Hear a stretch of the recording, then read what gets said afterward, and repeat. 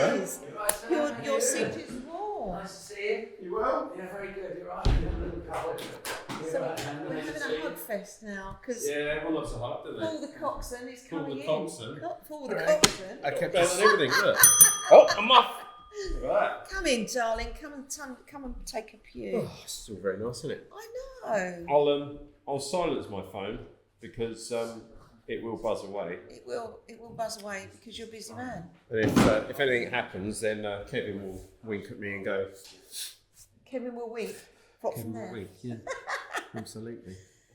So Coxswain, so you're one of two on the lifeboat who actually have a job, don't you? I do have a job. But everyone has a job, of course. But everyone has a role. A role. Everyone has a role, but me and Mike have a job. Mike's the mechanic. Yeah. Mike the mechanic. Senior station technician.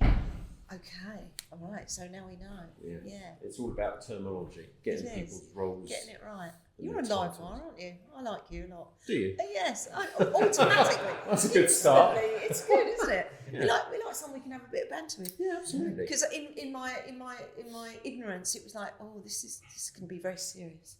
But it is a serious job, though, isn't it? It can be. Yeah. Yeah, it can be. Yeah. Yeah. So how long have you been coxswain?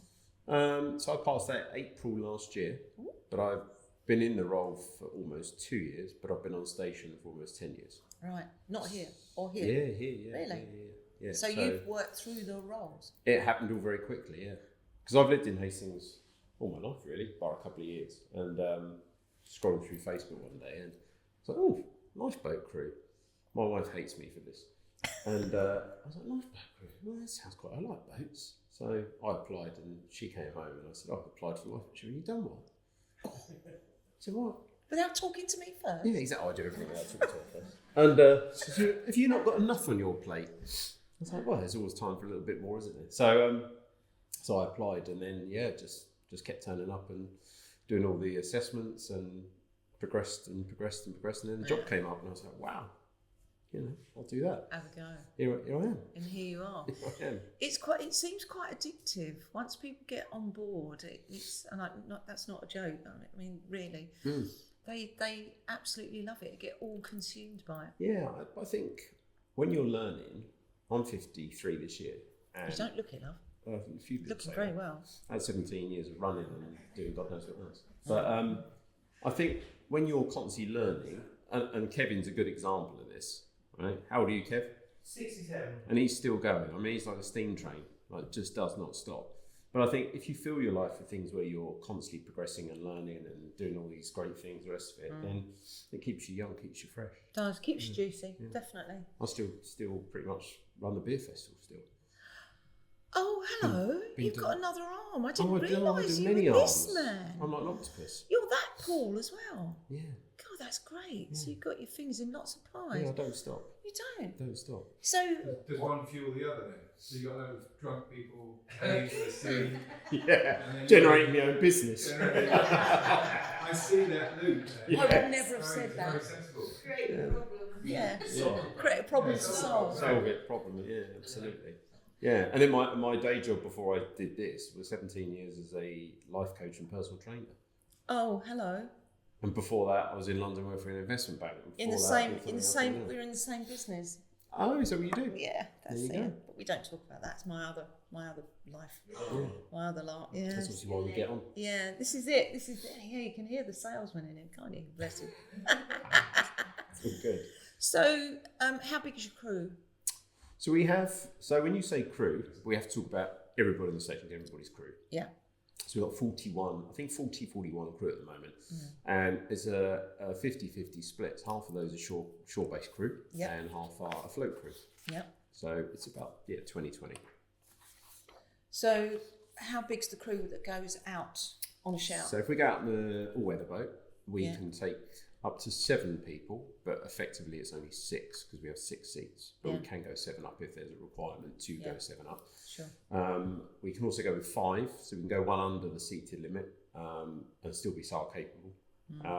If we're on passage and we're not SAR capable, which we did last week, you can go as a minimum of 4. What does SAR mean? Search and rescue. Search and rescue. So if we're search and rescue capable. So we have to, when we launch, we have to tell the Coast Guard that we are launching for exercise or for service, and whether we are or not SAR capable. Yeah. So that depicts, then we pass the crew numbers over, and then they know how many people we've got on board and what our intentions are for the next 30 minutes. We basically do what we call a PIMS report, a position and intended movement report. So, are you looking for volunteer? I'm going to go back to your ops, but are you looking for volunteers? Because I really want to ask that question. So it's a yes and a no. So we have to be very careful about how we bring people on board, because the timing has to be right for the station. We have to have a need. Yeah. It'd be great to say yes, we need volunteers all the time, but what would happen is we'd take so many people on, Inundated. and we are limited on crew at the moment in terms of availability for training. So I'm what they call the LTC, the training coordinator, effectively. And so we have to make sure that when we bring people on, that the experience for them is right, the onboarding process is right, and that we have the right plans for them. And it takes time for people when they're coming in to understand what it is. So I think a lot of people, unless you really sit down and talk to somebody like we are now, it's hard to understand what lifeboating involves and the commitment, because what it requires is 90% of your time to train and learn and to turn up twice a week, and the rest of that is you might get a shout. You got to think we only do between 40 and 50 shouts on average a year. That could be through the winter, that could be 6 months with no shouts at all. So you're asking somebody, hey, you want to come down, you want to get involved, you want to go out of the lifeboat, you want to save people, but that doesn't happen often. No. And a lot of the shouts we attend, we're not required. So we can launch to aid somebody, and then that person may well aid themselves back to the beach or whatever. So it's not quite, I hate to say it because I love saving lives at sea, but it's not quite what you see on the TV. No. The reality is, and the stats at the RMLA advertises 3% of what we do is an emergency. 3%. That's we're not running around with our hair on fire and our pages in the air and blue lights flashing. It's not the telly. No. But that doesn't make great TV if it's kind of a bit slow and a bit sort of methodical. Well, it's maintenance, isn't it? A lot of it is and training. But so in the answer to your question is, yeah, of course we always need volunteers. But best thing I would say is just keep an eye on the Facebook page, and when we're ready to recruit, we'll put a recruitment post out and say we're looking for, and it could be anybody. Stewards, we have stewards on the platform that show the public. We have fundraisers, we have people in the shop, we have shore crew, we have drivers for the tractors and the bulldozer and everything else, and then we have boat crew. Because when you join, you come on as a trainee, and then you progress through the ranks. You come on as a boat trainee, so you have to do what we call a CEP course, so a crew emergency procedures course. You have to go to pool to do that. Then you have to do your layout and equipment and your PPE.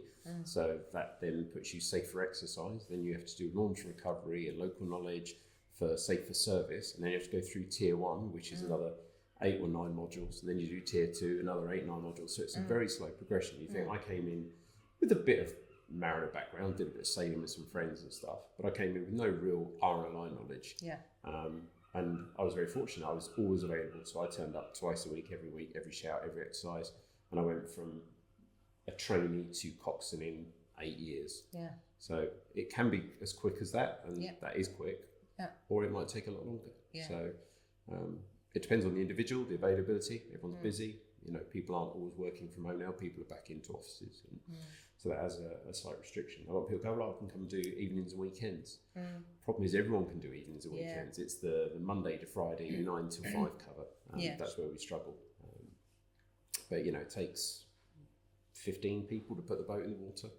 That's on a bad day. On a good day, we'll get a lot more than that. But, Wow. Do you love it?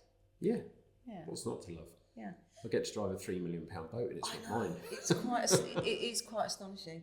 So how often do you go out on exercises? So we should go bi-monthly, so twice a month, but because of where we're at the moment, we're trying to get crew through. If the weather's good and we've got enough crew, and I'm available because I'm restricted on my hours, then effectively we could go every week if there was a requirement. We don't go every week because obviously there's a lot of cost and again it's people's availability, but we've got a lot of crew that are progressing through. We've got tractor drivers that need pass outs, boat crew that want to go from trainee to tier 1, from tier 1 to tier 2. So yeah, I mean, it's kind of how long's a bit of string, really. Yeah, no, quite. If we've got a requirement, we'll go. Yeah. And my boss, my area operations manager, says to me, take the boat when you need to take the boat. If it's got to go in the water, it's got to go in the water. Yeah. So, yeah. Lovely. I can't imagine what it'd be like going out on that. It's just astonishing. Well, we last week we did a passage because our boat's been down in Falmouth having some work done. So we did a passage from Falmouth back to. The idea was to get to Yarmouth, but we ended up bailing at Weymouth. And yeah, we're fully harnessed in that boat, so we have full harnesses. And honestly, in 7.5, 8 years, I don't think I've really had to harness in. Or leaving Falmouth in a good 4.6 to 4.7 southeasterly weather. 8.5 hours later, you know. So I think if we take the fun side and the glory side out, actually it is serious when you get to those kind of things, because you're out in open sea. You're a fairly small vessel when you're in the English Channel. Absolutely. And you see, you go through the Solent and you're seeing 400,000 ton container ships bearing down on you at 15 knots. It becomes a bit kind of, this is quite serious now. Sure.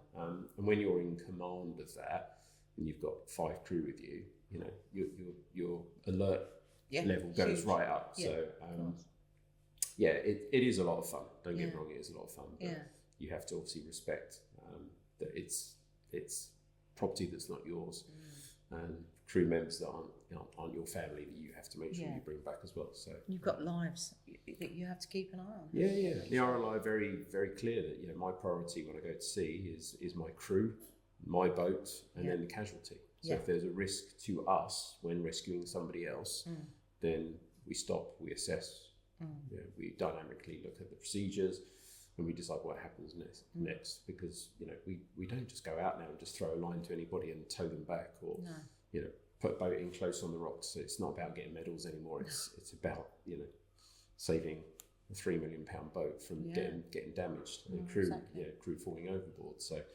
I think as long as you respect that, we still have fun, of course. Yeah. How do you think climate change is going to impact on the future of the RNLI? I think everything will impact the future of the RNLI. People moving to Hastings, people moving to any coastal town, is on the increase. More water users. There's more shoreline water users. Mental health is, as we know, is a massive problem for us. There's lots of things that I think will have an impact. Financially, the RLI rely on legacies and wills, and the old school people who used to live in the town that would always leave their money to the RLI maybe don't anymore. The generations have moved on. So the financial impact is great. The age of our assets is changing. We have a 5-year plan at the moment, and I'm sure you all know that this is only here till potentially October next year. So the type of asset we have will change, because the type of job we do is changing. The full-timers around the coast, not many people are like me. I'm quite happy here, and I'll do this for another 10 years and then hopefully retire. But a lot of people, it's not a highly paid job. It's a job you do because you believe in what the RLI does. It's public service, isn't it? Public service, exactly. So I think all of that has potential to change, and climate along with that. The rising sea levels, I was thinking of this. I think in certain areas around the coast, yes. I don't think it would affect us here. Probably the bigger impact we have here in Hastings is the issue with the longshore drift and the harbour arm being filled in many years ago. And the amount of work that we have to put in to just be able to safely launch a boat and recover a boat is changing. And I would say probably if you were sat here in 20 years' time, I think it would all look very different to where we are now. Wow. In terms of how the pebbles and the beach are washing down eastward, and the harbour arm is extending further and further and further out. We had the Foreshore Trust here, didn't we, a few weeks ago, having that exact conversation. So it all has an impact, but every day you dynamically assess it, you make a plan, and you find a way around it, don't you? So I don't know. I don't know what the future will be, but it will definitely be different to what it is now, I'm sure. Is there enough money? I'm asking.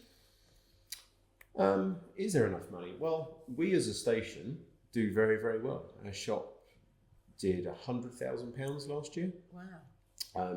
I don't know what the actual figure is to run Hastings Lifeboat Station, but we're very, very lucky. We get a lot of donations, a lot of local support. We do a lot of fundraising events. We have lots of open days. I think we do very well. I wouldn't be surprised if we pretty much cover some of our running costs. Nice. But of course, the RNLI have stations on, you know, if you look at Dungeness, for example, you know, they don't raise anywhere near the amount of money we do because they don't have the same footfall into their shops. So the RNLI fund, the central fund, the money goes into that fund and it gets divided out equally. You know, people say it's the richest charity. I don't know how true that is.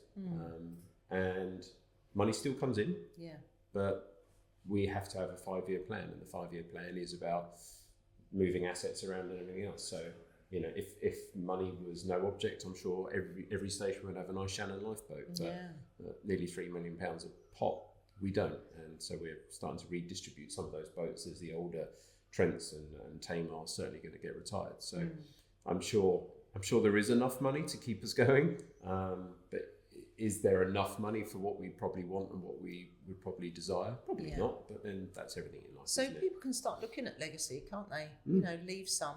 Yes. It would be a lovely thing to do that, especially to the local boat. It'd be a really good thing. Yeah. I don't know whether you know the story about how this was bought. Kevin touched on it the two.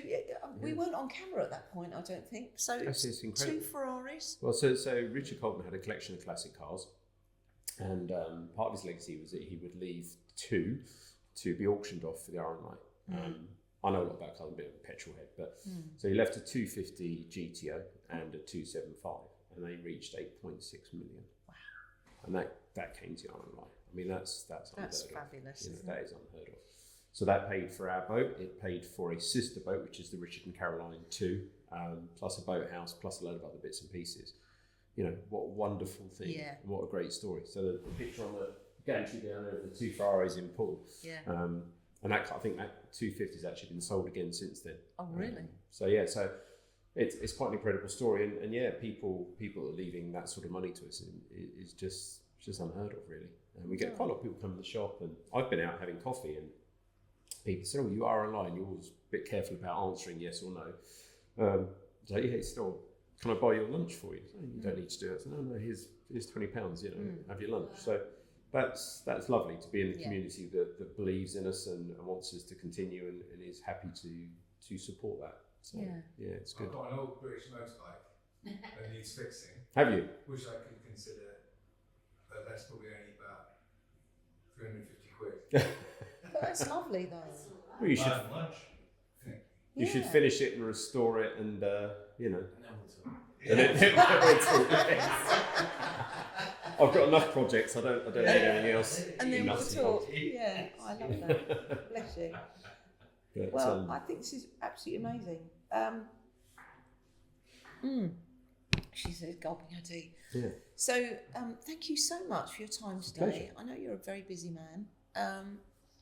So I'm going to let you get back to it. Thank you very much. Yeah. I would urge anybody, you know, if the amount of people that know the lifeboat station is here, just come down, Yeah. come in the shop, go up on the gantry, have a look at the boat, chat to the stewards. If me and Mike are ever on the boat, we chat to people, but just understand a little bit about what we do. The education. I mean, especially someone who's just moved here, is come down and get familiar with it and realise what it means to live on a coastal town. Yeah. And we get loads of visitors, people from, I don't know, around the coast up to the east coast, and they've got a lifeboat station where they are. They want to come and look at our lifeboat station. And other crew from other stations come and visit us and stuff. So but it's pretty spectacular, though, isn't it? Yeah, Our new shed, as I always affectionately call it. Yeah, I honestly play it down with friends and family, and people say to me, you don't understand. Like, there is only one station coxswain in Hastings, and it's you, and you're going to go on the board, and you're going to go down in history. But You are. Just play it down. I mean, Kevin's family go right back. Legacy. Don't they? Yeah, right back. Yeah. So, we covered that. So it is important. So I do sometimes have to pinch myself and realise how lucky I am. It's a great job. Yeah. How do people find you and give money? Not you. Yeah. Where are you? You always find me wandering around with a bucket. No, just come down to the station. I mean, we have a Facebook page which we actively try and keep updated when we're launching, or we've had an exercise, or a shout or whatever. But yeah, just come down the station. Yeah. Yeah, it's the best thing to do. Come down and meet. Bring the your guys. kids. Bring your children. Bring your children. Absolutely. Yeah, it's really important because I don't know why, but I'm shocked that you might already do this because I've seen all the little kit that you've got for the small people. Do you ever go into schools to talk, or do they always come out to the boat? Most schools will visit us as part of their sort of curriculum to visit local areas. My daughter's school actually came out a couple of weeks ago, which was quite good fun. But we have a water safety team that go out to schools and talk about float to survive, and so on and so forth. But I think the presence of us, nationally in schools is pretty good. Good. Yeah. No, I like to know that. Yeah. Absolutely. You've been a star. Thank you You're so welcome. much. Pleasure. Talk all day. Yes. But work today. Good, which is lovely. Thanks, Will. Thank you. Cool. There we go. Thank you. Is that you done or you? Yeah, you're done now, darling. Fantastic. You're done. Oh, we'll go back to Thank you. soldering some lines. I know.